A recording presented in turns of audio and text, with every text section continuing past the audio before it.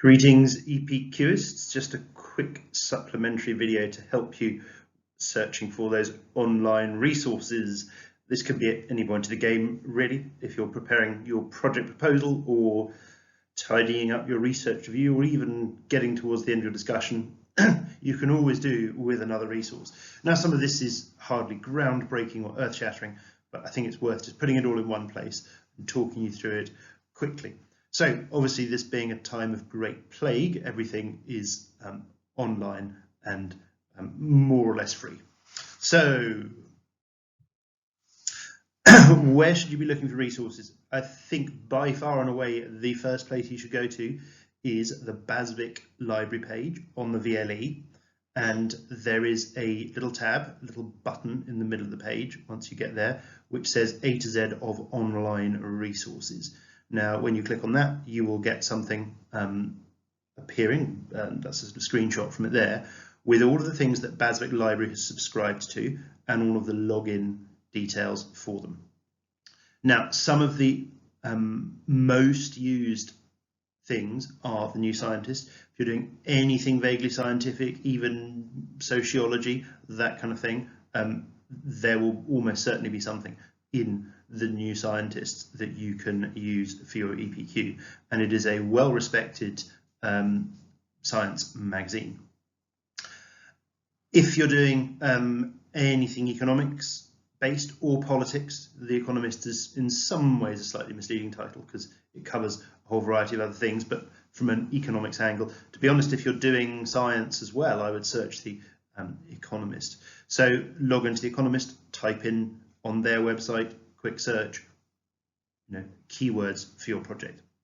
Now, a great but it's not hard to use website, but it can throw up a few strange results, is JSTOR.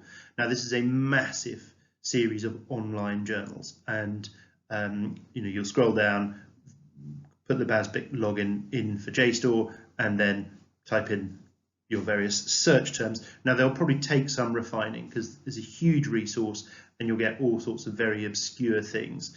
There's a little bit of science there, but it's a little bit more humanities, so history, certainly lots of sociology. It's whatever EPQ you're doing, it's well worth searching JSTOR, but you don't get many sort of cutting edge scientific papers. Now, if you scroll through the rest of that list, you will see things that will be relevant to your EPQ, maybe a little bit more specifically. For example, you can just see the eLaw website there, which, if you're doing one of these EPQs that explores the relevance or efficiency of laws, then that's going to be a great one to go to.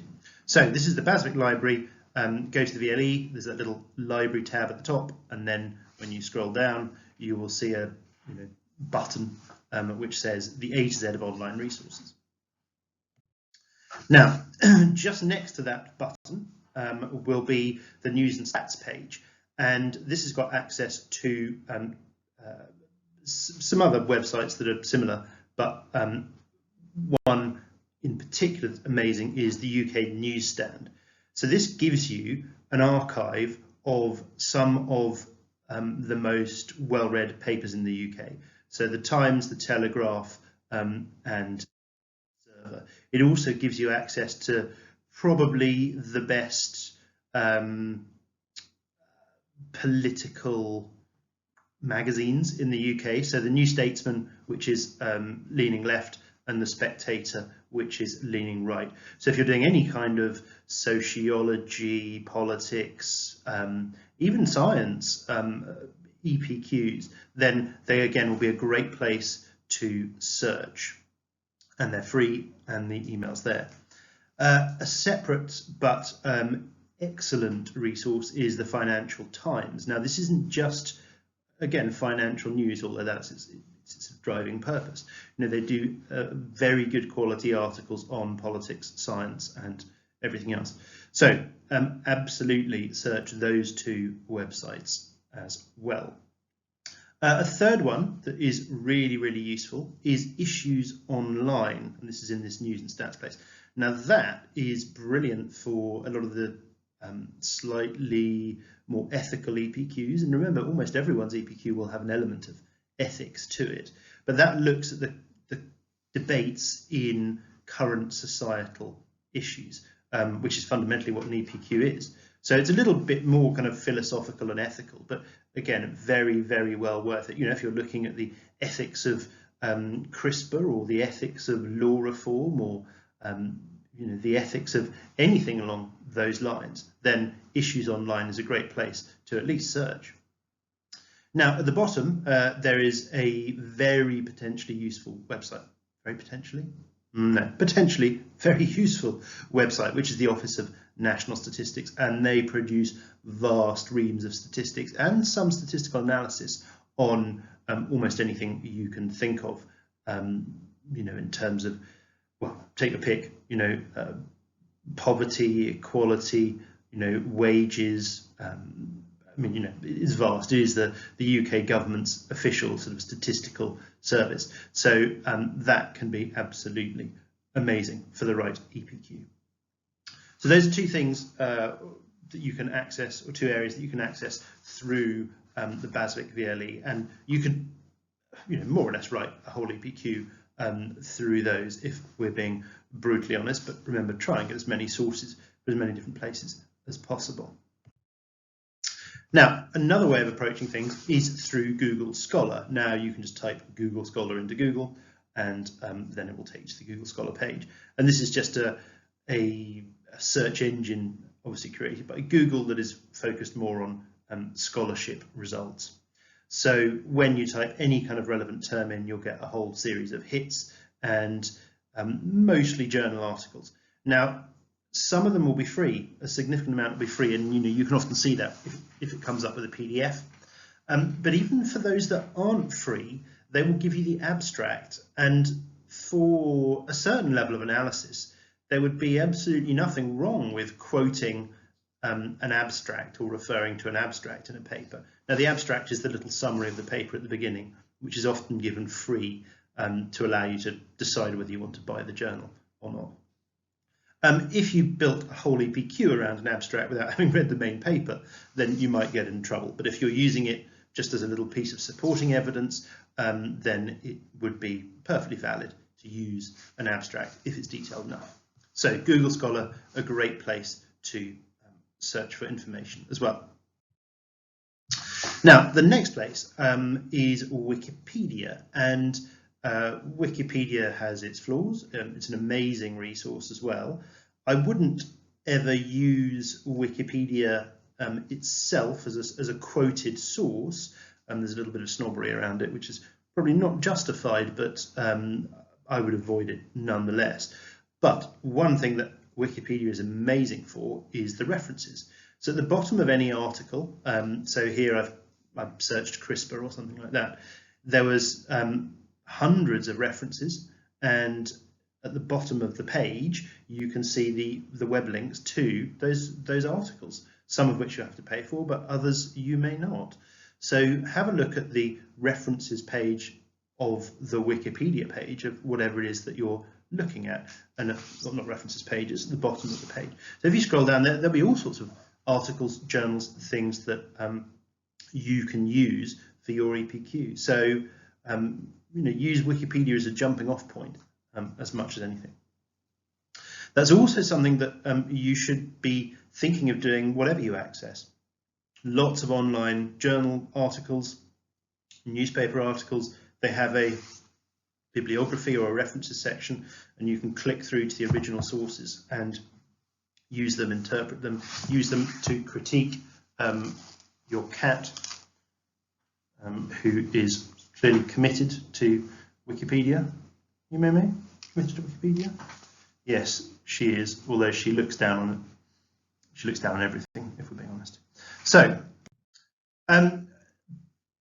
you can do, you know, there's so many websites out there. I certainly don't want to go through all of them because it wouldn't be relevant to all of you, but one that will be very useful for medical EPQs, so things to do with CRISPR, you know, mental health issues probably, that kind of thing, is PubMed.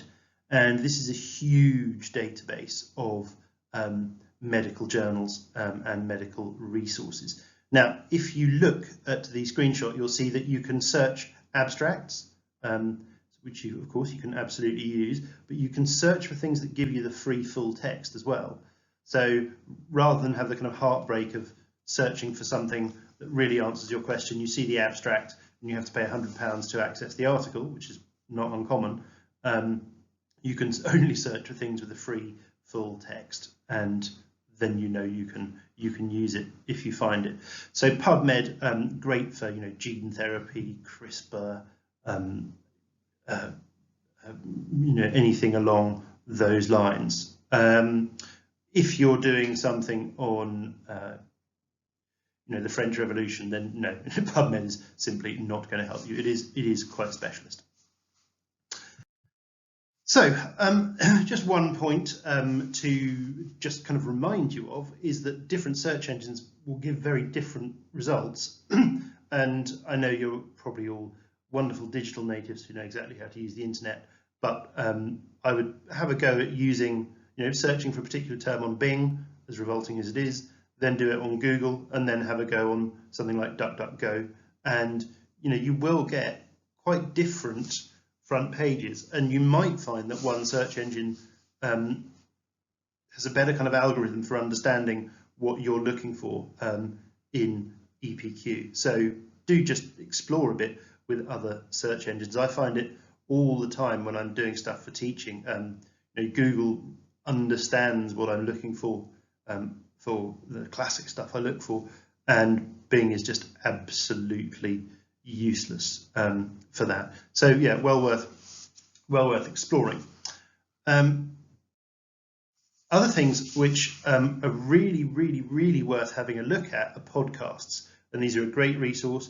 And what you'll often find in podcasts is, again, they'll have a page of references that you can click on and either search for where they got their sources from, or click straight through to them. So sometimes it may not even be that you listen to the podcast, you just go straight to plundering their sources.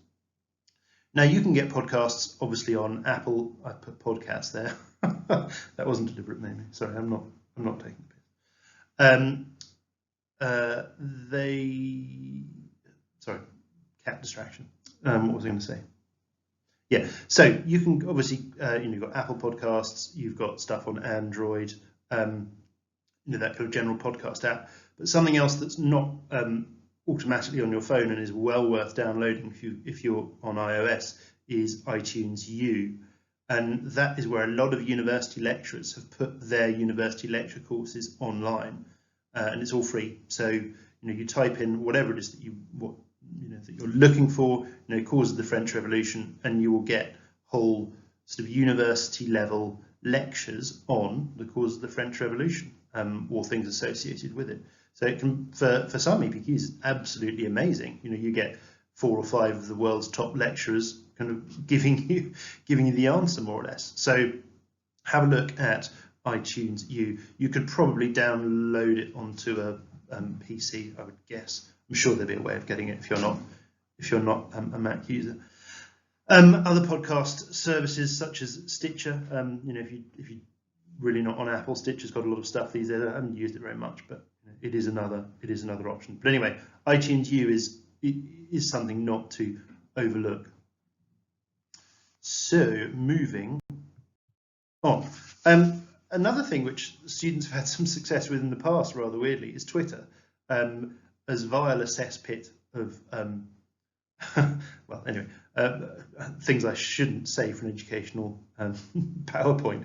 Have a look, find some of the leading people in your field or the leading publications, and have a look at their Twitter account. So the New Scientist Twitter account.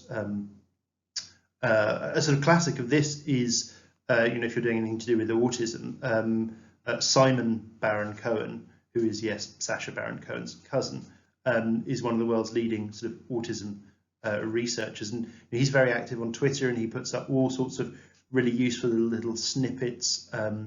And in the past, we've actually had students tweet him questions, and he's replied. So don't underestimate the power of going on Twitter, finding someone who is eminent in your field, and asking them a question. Obviously, be reasonable, be polite, and don't ask them to do your whole EPQ for you. But it's part of the sort of purpose of Twitter, other than to bring about Armageddon, is for academics and people like that to kind of communicate with the public. So don't have a go, and don't be shy. Like I said, there are a surprising number of people will reply to you on Twitter, especially if you craft your question respectfully and carefully.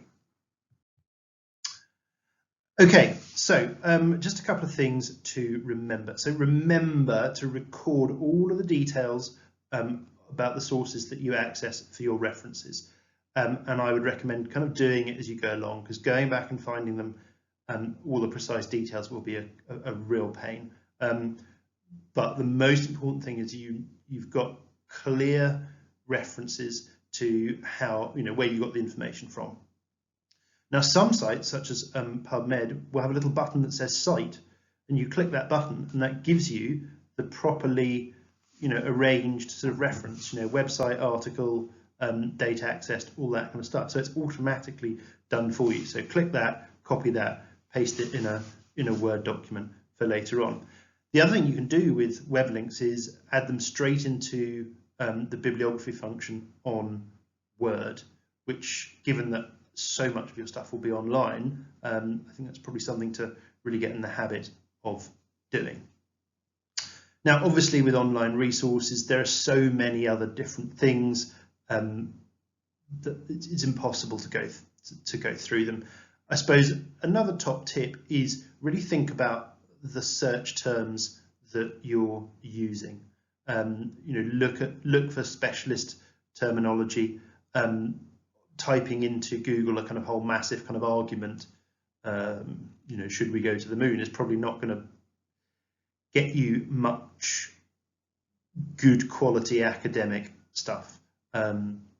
Whereas if you put in a technical term, and I'm struggling to know anything about going to the moon, but if you, I don't know, fuel capacity of Titan II rocket or something like that, then you're automatically entering a more kind of, a more technical series of responses. Anyway, I hope that makes some kind of sense. I hope that's useful. Obviously, if there are any issues, then do send me a message over Teams, etc., etc. But that is all from me, and that is all from Meme. Say goodbye, Meme. Well, that counts. Take care, guys. See you next lesson.